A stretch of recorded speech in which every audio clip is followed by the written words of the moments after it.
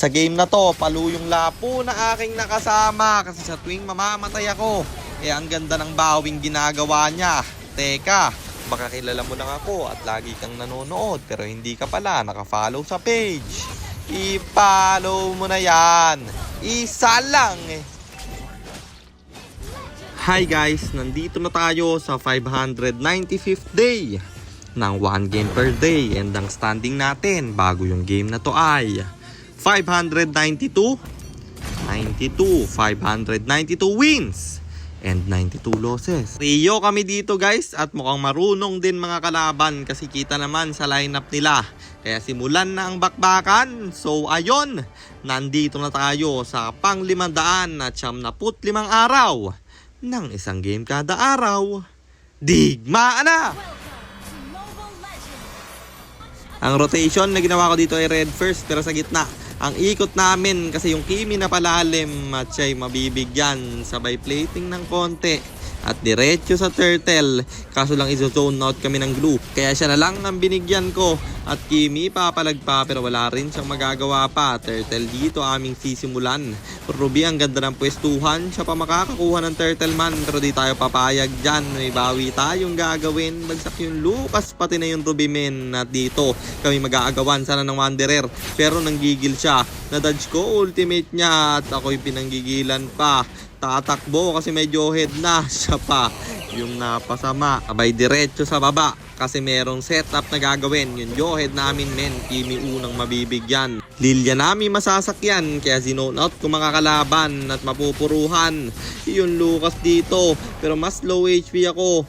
Granger maghahabol at ang ganda nang harang ng Johead doon. Kaso lang inabutan pa rin ako at flicker. Binitawan ng Granger. Monting na ako nakatakas guys kung walang flicker yung Granger. Kasi sakto pagkadash ko, patay yung Lucas nila bro.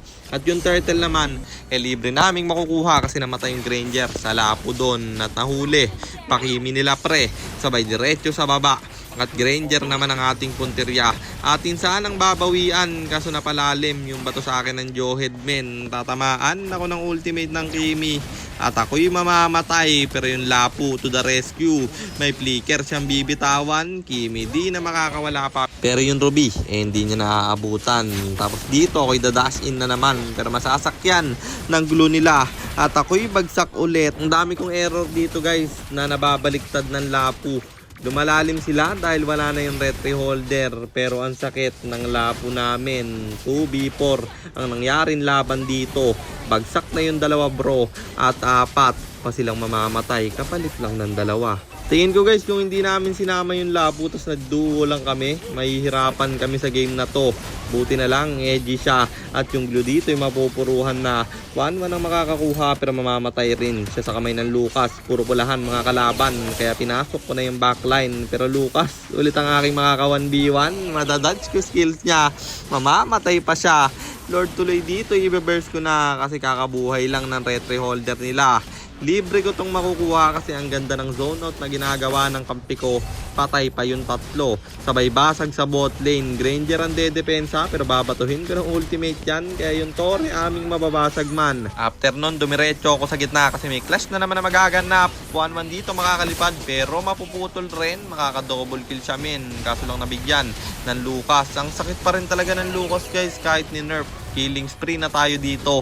3 yung bagsak sa kanila bro. Kaya pwede nang tapusin to. Ultimate.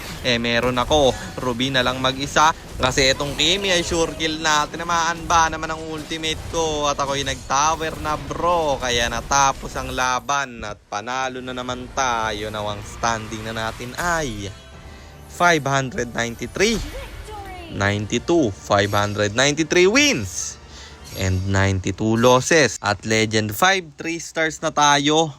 10 win streak na rin. Kaya 98 na lang. Mahihigitan na natin yung 107 win streak ko.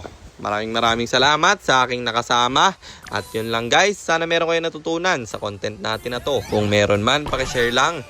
Then after nyo i-share, mag-comment rin kayo ng pa-shoutout para ma-shoutout ko kayo sa mga next nating content. At i-comment nyo na rin ang inyong mga katanungan kasi baka malay mo sa next nating content comment mo naman ang mapili ko. At kung nagustuhan nyo yung item at emblem na gamit ko sa game na yon, eto yon: Tough Boots, War Axe, Endless Battle. Blade of Despair, Malefic Roar, Winter Crown, or Immortality, and then Rose Gold Meteor, pang buy and sell. Emblem natin Assassin, talent natin is Thrill, Weapon Master plus Quantum Charge, and syempre Retribution.